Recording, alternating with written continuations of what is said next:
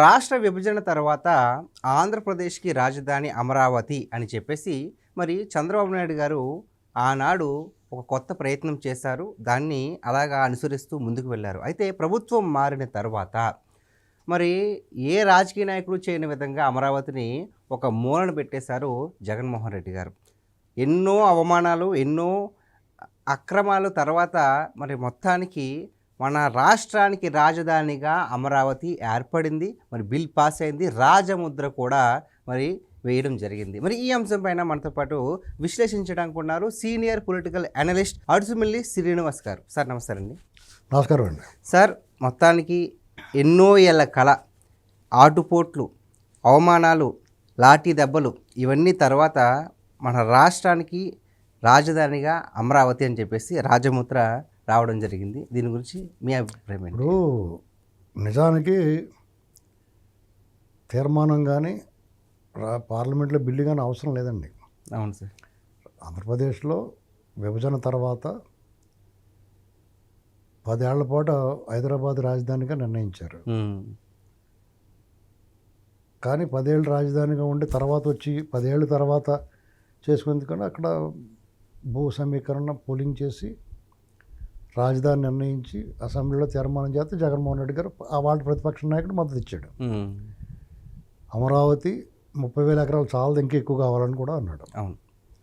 అంతా సజావుగా నడుస్తుంది. ప్రధానమంత్రి గారు వచ్చారు, శంకుస్థాపన చేశారు, పక్క రాష్ట్రం కేసీఆర్ గారు వచ్చారు. అందరూ కూడా ఆ ప్లాను అంతా చూసి అభ్రంగా నదీ తీరాన ఉన్న నగరాలన్నీ అభివృద్ధి చెందితే నాగరికత ఉంటుందని చెప్పాడు ఆయన. అన్నీ బాగా జరుగుతున్నప్పుడు కన్ను కుట్టింది, కుళ్ళిపోయారు. జగన్మోహన్ రెడ్డికి ఉక్రోషం, విద్వేషం, అనేక రకాలుగా ఆటంకాలు అడ్డంకులు సృష్టించారు. ఆ ప్రభుత్వం ఉన్నప్పుడే, అతను అధికారంలో రాకముందే ఎన్జిటి కేసులు ఇవన్నీ అమరావతి భ్రమరావతి అని పుస్తకాలు రాసి ఉండవల్లి అరుణ్ కుమార్, భ్రమరావతి అని తెలకపల్లి రవి ఇలాంటి వాళ్ళందరూ కూడా చాలా దారుణంగా వ్యాఖ్యానించారు, హేళన చేశారు, విక్రించారు, మ్యాక్సిమం అడ్డుకున్నారు. జగన్మోహన్ రెడ్డి ఎన్నికల ప్రచారంలో కూడా నేను ఇక్కడే ఉంటాను, నేను వస్తే అమరావతిని తీసేస్తాడని చెప్తున్నారు. కాదు, నేను ఇంకా బాగా చేస్తాను, నాకు ఇల్లు కూడా గజాలు పెంచుతాను, పెన్షన్లు పెంచి నేను ఇల్లు కూడా ఇక్కడే కట్టుకుంటున్నాను, ఇలాంటి మాటలన్నీ మాట్లాడి అధికారంలో రాగానే నమ్మక ద్రోహం చేశాడు. అక్కడ చంద్రబాబు గారిని చూశాడు అతను. కానీ అతను చూడాల్సింది రైతులకి ప్రభుత్వానికి మధ్యన ఒప్పందాన్ని, బ్రీచ్ ఆఫ్ ట్రస్ట్, ఆ ఒప్పందాన్ని ఉల్లంఘించాడు అతను. అక్కడ ఒప్పందాన్ని ఉల్లంఘించి సరే ఎలా ఉన్నదని అలా వదిలేసి ఉన్నకాడికి పూర్తి చేసి ఉంటే సరిపోను, దాన్ని నాశనం చేయడానికి ప్రయత్నం చేశాడు. నాశనం చేశాడు కూడా. 5 ఏళ్ల విలువైన సమయాన్ని వృధా చేశాడు. 3 రాజధానులని ముదనష్టపు ఆలోచన, దాన్ని మళ్ళీ వెనక్కి తీసుకున్నాడు సిగ్గు లేకుండా. సెలెక్ట్ కమిటీకి వెళ్ళింది, కోర్టు తీర్పులో రాజధాని అమరావతి అని వచ్చింది, రైతులకు న్యాయం జరిగింది, న్యాయస్థానాల్లో గెలవలేకపోయాడు అతను, ముట్టుకెళ్ళి వేసింది న్యాయస్థానం, సుప్రీంకోర్టుకి వెళ్ళాడు. ఇలాగ ఎన్ని రకాల విన్యాసాలు చేసినా అన్ని చోట్ల ఎదురు దెబ్బలు తిన్నాడు అతను. రైతులు పాదయాత్ర చేశారు, నిరసన వ్యక్తం చేశారు, చాలా శాంతియుతంగా ఉన్నారు. వాళ్ళందరినీ చాలా దారుణంగా వేధించారు, వెంటాడారు, హింసించారు. వాళ్ళ శోకం ఇతనికి శాపంలో తగులుకుంది. చాలా బాధ పెట్టేశాడు. అనేక సార్లు మాట్లాడుకున్నాం మనం. అవును సార్. ఇవన్నీ జరిగిన తర్వాత ప్రజల్లో ఒక రకమైన, మొదట్లో ఇతని మాటలు నమ్మారు కొంతమంది. మిగతా ప్రాంతాల వాళ్ళకి ఇతని అరాచకాలు పెరిగి కొలిది అమరావతి రైతుల మీద సానుభూతి వచ్చింది. ఇది మన రాష్ట్రం కదా, మన రాజధాని కదా, ఏంటి ఇలా వికృతంగా ఆలోచిస్తున్నాడు, ఇలాంటి వాడు మనకు వద్దురా బాబు అనుకున్నారు ప్రజలందరూ. ముక్త కంఠంతో 4 మూలల నుంచి కూడా అతను వద్దని చీరాతలు తోసేశారు. మళ్ళా సిగ్గు లేకుండా వాళ్ళ అధికారం మారిన తర్వాత, అతను అధికారంలో కోల్పోయిన తర్వాత కొత్తగా వచ్చిన ప్రభుత్వం అమరావతి విషయంలో మాటల కన్నా చేతల్లో ఎక్కువ ఉన్నారు. ఆ జంగిల్ క్లియరెన్స్ చేసి ఆ పనులు, ఎందుకంటే అతను చాలా చెడగొట్టేశాడు. అవన్నీ పునరుద్ధరించాలి, పునర్నిర్మాణం చేయాలి. అవును. అమరావతి గురించి ఊసెత్తలేదు చంద్రబాబు నాయుడు గారి నోట్లోంచి ఒక్కసారి కూడా అమరావతి అని రాలా.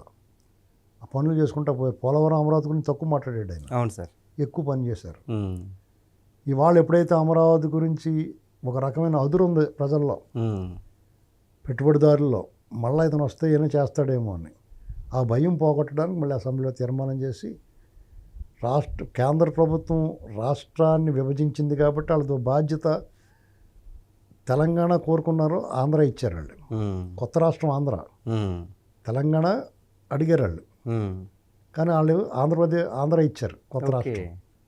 మీకు అర్థమైంది పాయింట్ ఇక్కడ. సార్ రాష్ట్ర విభజన దగ్గర రాష్ట్ర విభజనలో వాళ్ళు తెలంగాణ కోరుకుంటే ఆంధ్రప్రదేశ్ కొత్త రాష్ట్రం ఏర్పాటు చేశారు. మరి కొత్త రాష్ట్రం ఏర్పాటు చేసినప్పుడు దానికి రాజధాని ఇవ్వాలి కదా. అవును, 10 ఏళ్ల పాటు ఇక్కడ ఇది ఇచ్చారు కాబట్టి ఫైనల్గా ఆ రాష్ట్రంలో రాజధాని నోటిఫై చేయాల్సిన అవసరం వాళ్ళకి ఏర్పడింది.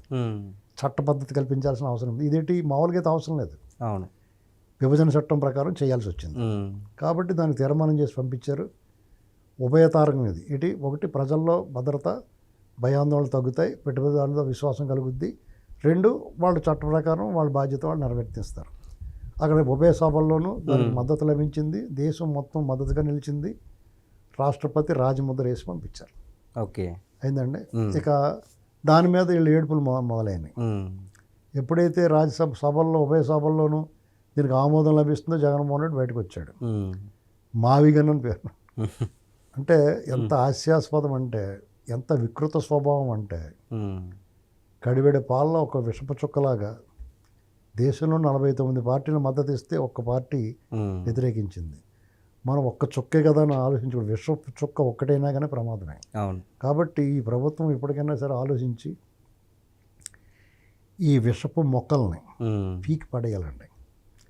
వాళ్ళ మీద ఎన్ని నేరాలు ఘోరాలు చేశారో అవన్నీ కూడా ఎస్టాబ్లిష్ చేసి వాళ్ళ బయట సమాజంలో తిరగనకూడదు, జైల్లో పెట్టాలి.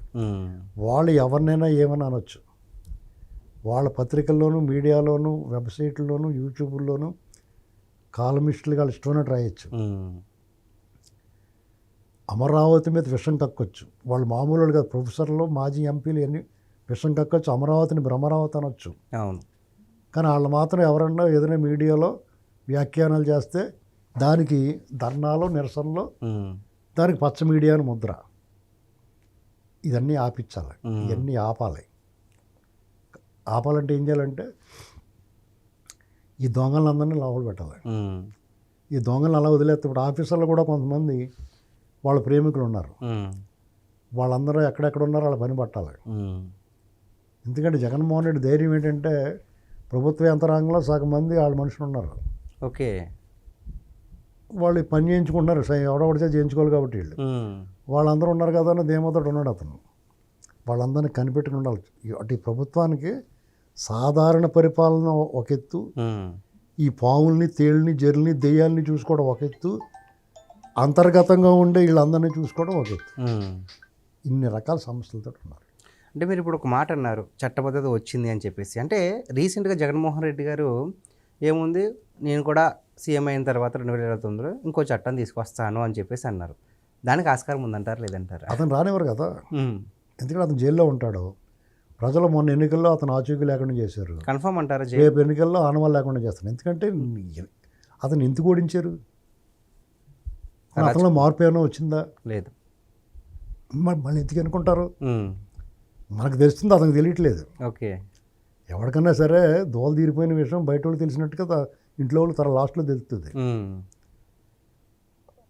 అతనికి స్పృహ కోల్పోయాడు, సామాజిక స్పృహ లేదు. బయట ఏమనుకుంటున్నారని అతనికి సంబంధం లేదు. అతను ఒక భ్రమలో ఉన్నాడు, భ్రాంతిలో ఉన్నాడు. అది నిజం అనుకుంటున్నాడు. భ్రాంతిని నిజం అనుకునే వాళ్ళకి ఆరోగ్యం చూపించుకోవాలి, చికిత్స చేయించాలి వాళ్ళకి. మిగతా వాళ్ళందరికీ అదే చెప్తుంటే అదే ఫాలో అవుతున్నారు. వాళ్ళు నష్టపోతున్నారు. వాళ్ళకి తెలుసు ఇవన్నీ శాస్త్రాలు బాగోలేవని. అంటే మరి జగన్మోహన్ రెడ్డి గారు చుట్టూ ఉన్నటువంటి వాళ్ళు అన్నా చెప్తారండి, చెప్పరండి? అర్థం కాదు. అతను ఎవరి మాట ఏంటో వాళ్ళు చెప్పరు. వాళ్ళు గడిచిపోతూ ఉంటుంది కదా, వాడు తెలుగుగా వ్యాపారం చేస్తే వెళ్తే పని ఉంటుంది కదా, రావాల్సిన వస్తున్నాయి కదా, ఇంకేం మాట. అంతే. తర్వాత ఇప్పుడు కూడా ప్లేట్ మార్చేస్తారు. సో ఓవరాల్గా మన రాష్ట్రానికి చట్టబద్ధత వచ్చేసింది. దీనిపై ఈ విషయమే కాదండి, ఏ విషయంలోనే ఎవడు జడవాల్సిన పని లేదు. జగన్మోహన్ రెడ్డి మళ్ళీ అధికారంలో రావటం అనేటువంటి జరగని పని. ఎవరన్నా రావచ్చు ఇంకానే, అంతేగాని జగన్మోహన్ రెడ్డి వైసీపీ పార్టీని ప్రజలైతే ఆదరించరు. ఇంకా వాళ్ళకు భయం వచ్చి, నువ్వు భయం పెట్టావు. నువ్వు అవినీతి చేసినా లేకపోతే వాళ్ళ మీద దాడులు చేసినా అది వేరే, పరిపాలన సరిగ్గా చేయకపోయినా దాన్ని పట్టించుకోరు. కానీ నువ్వు అరాచకం చేసేవాళ్ళు భయపెట్టావు. ఇప్పుడు భయాన్ని ఎవరు జయించలేరు. కాబట్టి ఆ భయం వల్ల నిన్ను దూరం చేసుకున్నావు. నువ్వు దూరం అయిపోయే వాళ్ళకి, నువ్వు చచ్చిన వాళ్ళ దగ్గర వాళ్ళు. ఇప్పుడు చిన్నపిల్లలు ఉంటారండి, మన చిన్నప్పుడు వాళ్ళని భయపెట్టేసామని మన దగ్గర రావాల్సి వచ్చినాను. రారు. నువ్వు ఎన్ని చాక్లెట్లు పెట్టు, ఎన్న బాగా చూడు, చచ్చినా మన దగ్గర వాళ్ళకి ఆ భయం ఉంటుంది. అంచేత ప్రజలంటే పసిబిడ్డలు అటోళ్ళు. వాళ్ళను ఆలనా పాలనా చూసుకోవాలి, జాగ్రత్తగా వాళ్ళతో మసలాలి. నీ బుద్ధి అలాంటిదేనా, వాళ్ళని నువ్వు భయపెట్టావు, డెఫినెట్గా నీ దగ్గర రానివ్వరు వాళ్ళు. Okay, thank you so much అండి.